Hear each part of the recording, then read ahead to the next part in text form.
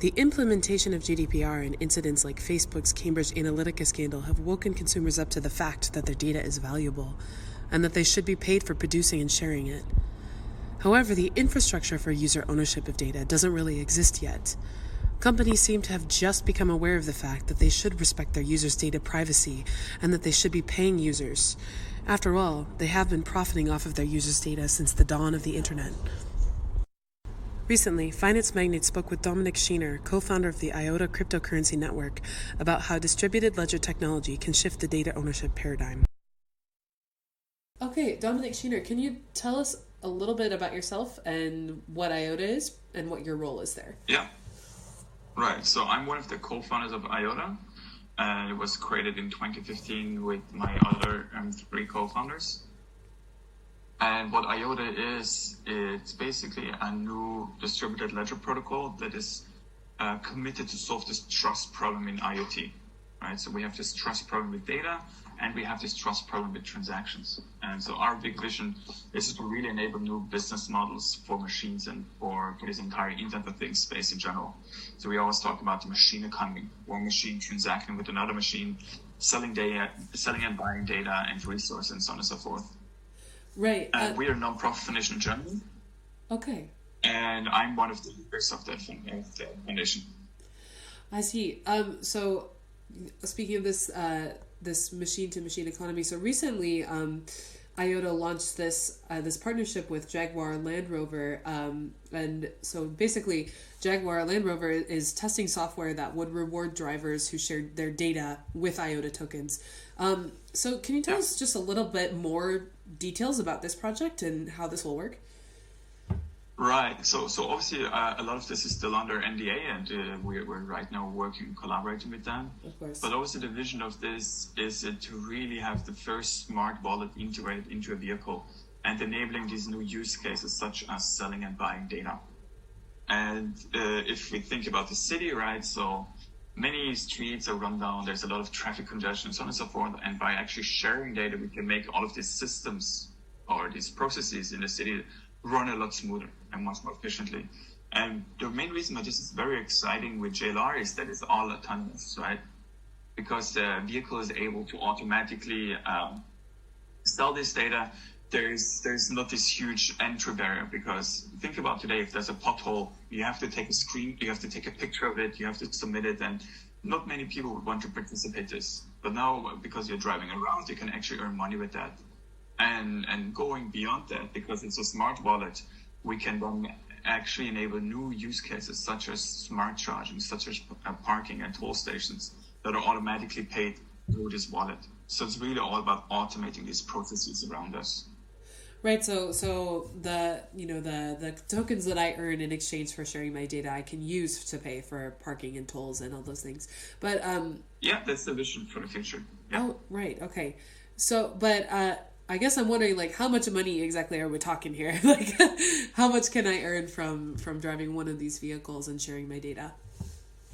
Right, so that's a good question. My honest answer is we don't know yet. Okay. That's the good thing is that JLR is committed to trialing this, so nobody has done this before, right? Where you can sell data from your vehicle directly and get paid for selling this data. And so we'll have to see how it goes, right? But there's definitely a lot of interest from cities, from governments to actually get this data and improve their city and the livelihood of their citizens. Right. So, and, can I ask you, will this data sort of be collected and then sold to governments and cities, or is it something that can be used in real time as well? So if there's a traffic jam, can my car send data to another car saying, hey, don't go this way because there's a lot of traffic? Right, so that's really the vision of this, that is really becoming this own data economy. Mm-hmm. And so that other cars and other vehicles really benefit from this data and can make smarter and faster decisions. Okay. So data security is a pretty hot topic these days, and there's, been some sort of like interesting mixed things about cars that are connected to the internet. How will drivers' identities and data be protected on these vehicles? So the good thing is that cars definitely also have secure modules in them already today. So that's one way to secure it. So, by the way, this is more general, right? This is not about JLR specifically. No. Yes, of course. Yeah, because like just to give you a note, right? I can't really share how JLR is going to do that, and so I'm generalizing this more. Yes. Right. So the exciting part about the car is, first of all, they do have secure modules today where you could store data such as this. But what you can also do is in the short term, you can actually utilize your smartphone, right? You can connect your smartphone to the vehicle, and through that, you can then also start participating in selling and sharing this data. But we've always said that blockchain needs IoT and IoT needs blockchain, right? Because blockchain really needs to have this hardware that enables the algorithm acceleration, right? The hardware acceleration, and the data security, right? Where you can now store your private keys in a secure enclave. And I think that's very important for the future. Right. So stuff like Ledger, for example, what they are doing, like there's already many companies now starting to look at this for securing their vehicles and the data from the vehicles. So car companies are looking more toward companies like Ledger. Is that what you were saying? No, what I'm saying is that they're looking at the hardware security modules, so HSM, hardware secure modules. Gotcha. Ledger is just an example, so that's more crypto relevant, right? But there's many other companies that supply these modules. Right. Okay. Yeah, we're starting to see those in smartphones too. Yeah, exactly. Yeah.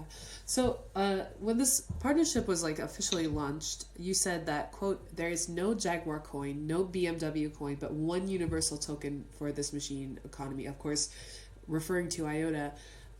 So are there other partnerships in the works for IOTA that you can tell us about at this moment in time? Right. So we have a lot of partnerships that we are actually lining up for this year. You might have seen that last week we launched our partnership with the city of Austin, their transportation authority. Actually, so it's a very exciting partnership. Austin, Texas. I actually met up with the mayor. Oh wow, that's so cool. Okay, no, I'm so sorry. Yeah, I somehow I didn't miss that. I missed that in my research. Yeah, we didn't really pitch it to the journalists because they just kind of tweeted it out. So we're like, okay. So, but basically, what we are focused on this year is to accelerate our partnerships with these big companies and to actually work on test beds. So, for example, last year we launched the City Exchange, which is in partnership with 7 cities and 20 companies, where we're now setting up the smart city and smart energy test beds. And the same is exactly what we're doing in mobility. Okay. And our big goal for this year is definitely that companies are actually going to launch products on the IOTA Tangle. Okay. So I mean, can you tell me now, will those products be automotive related or will they be something else? No, it's definitely automotive, but it's also supply chain where we have a strong focus now more. Okay. And smart cities in general, right? Data sharing and data security. Okay. So that sort of leads into my next question, which is, where IOTA is sort of more generally in its life cycle. We spoke a little bit more than a year ago, and at that time, IOTA was sort of, just starting to really, all cryptocurrencies really were starting to gain lots of attention from the general public. What has changed in between now and then, and where is IOTA in its life cycle? Right. So I think the last time we spoke was, more than a year ago. Yeah. And I think the exciting part about the IOTA Foundation is simply how much we've matured. Back then, it was still a small project. We had about 30 employees, and we didn't have the structure in place to properly execute. And so I always say that crash was actually a good thing for us because it really helped us to refocus on what actually matters. And what matters the most is not that your price goes up, but actually that you are able to deliver on your promises. So we've been very focused on structuring our organization better. So now we have about 100 employees in 23 countries. Wow. So that's quite significant on the organization side, right, where we're really well structured, and also on the research side, where we're now really committed to removing the coordinator. So there we have some very exciting progress that we've made. So this will be a full upgrade to the network itself that will enable many new things on the protocol layer.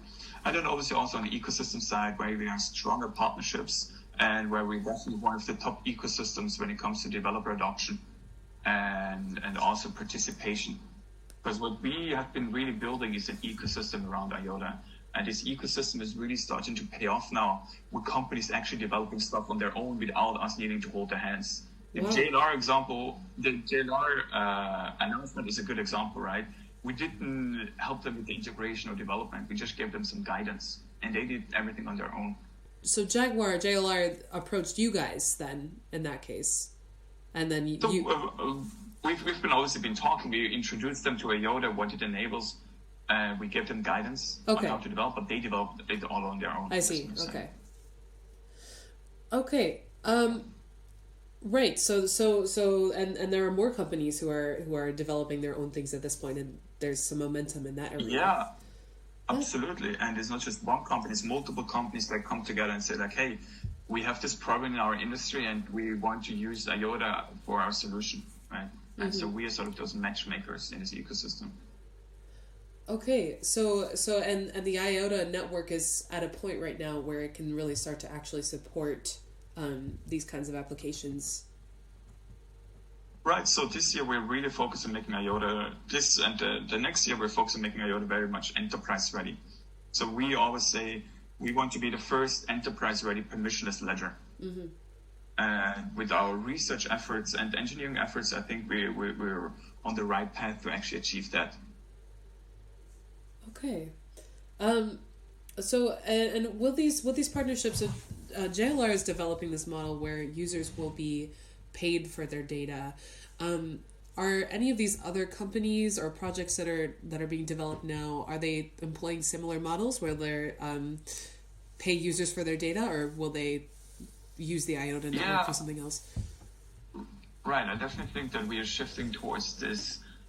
Where companies start to realize, hey, like it's actually a unique selling proposition for us, for our products, to say, hey, you can earn, we let you own your data and you can actually sell it.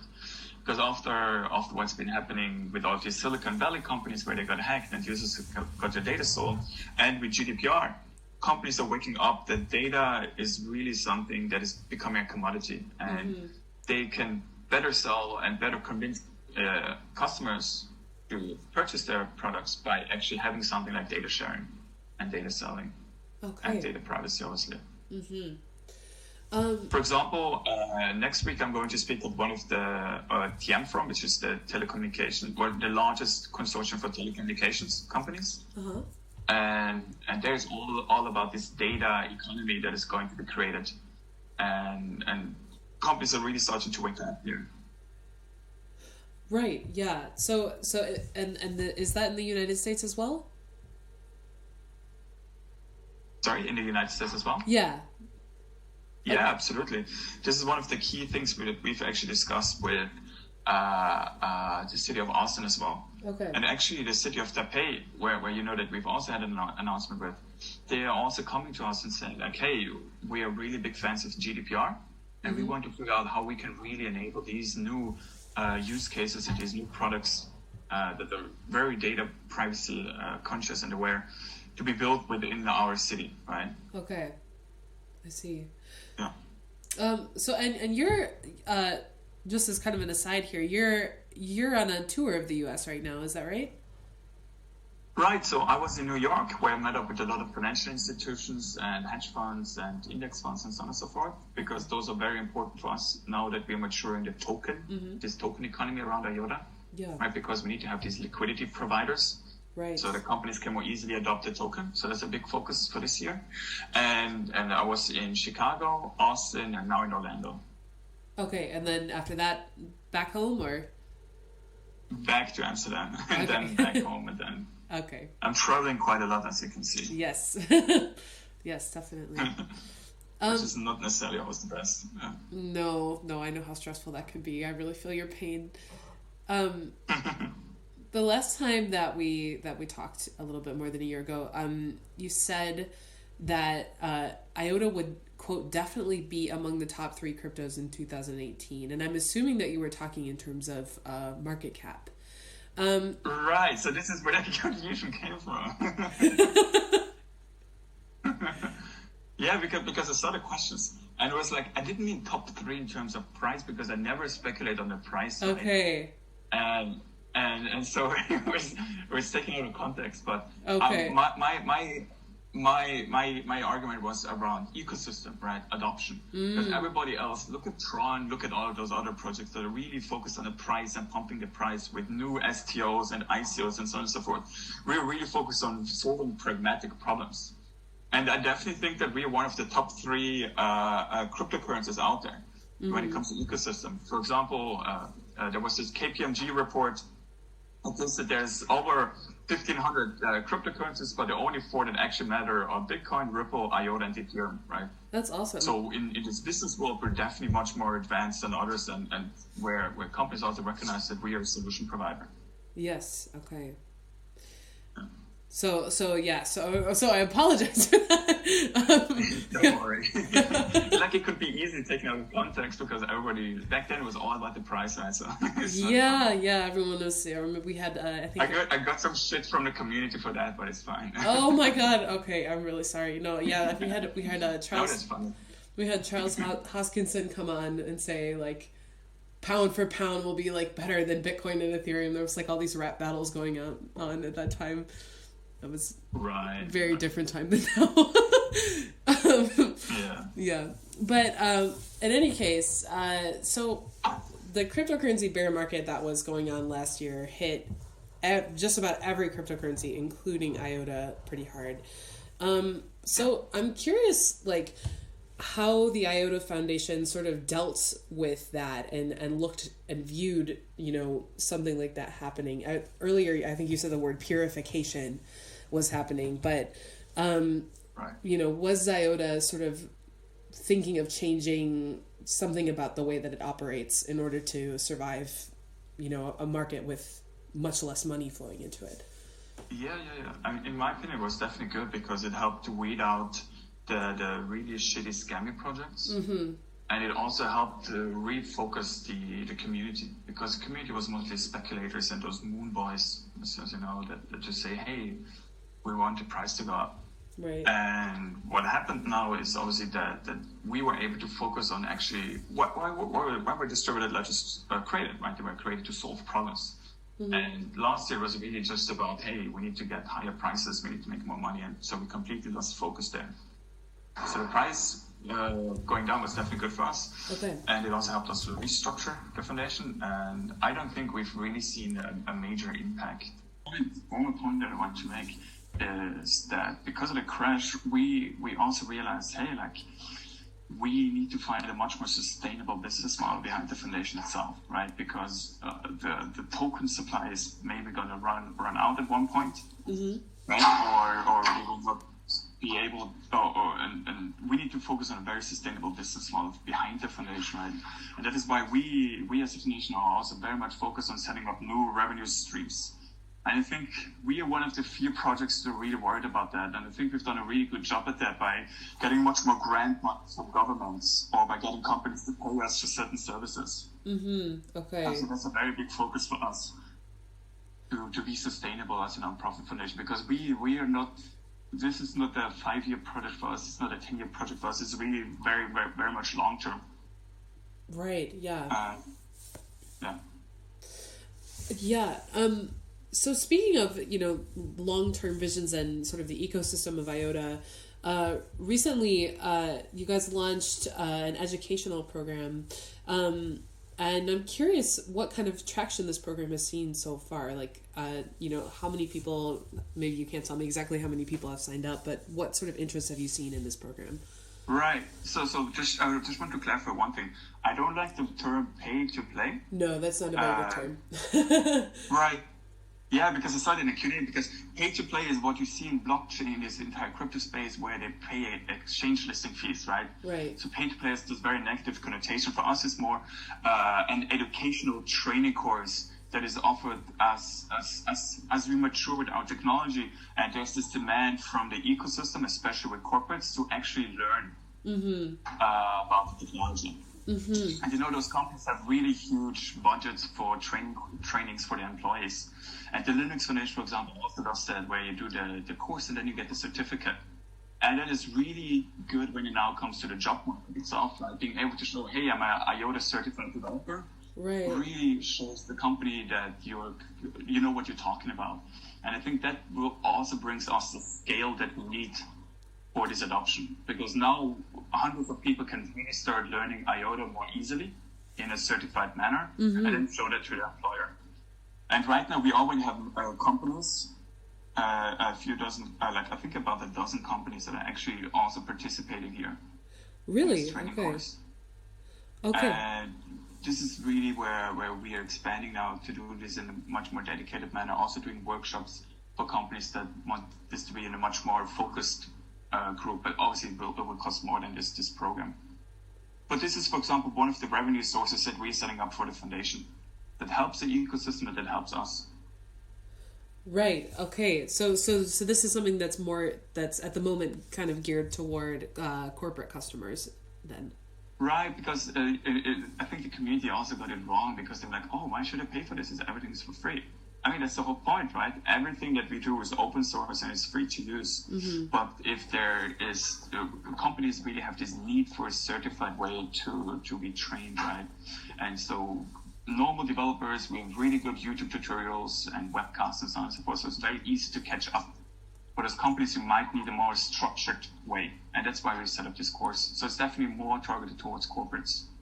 Right, and that makes sense, especially with something like the JLR. Thank you so much for your time. Absolutely. Have a good day. Thanks. Bye-bye.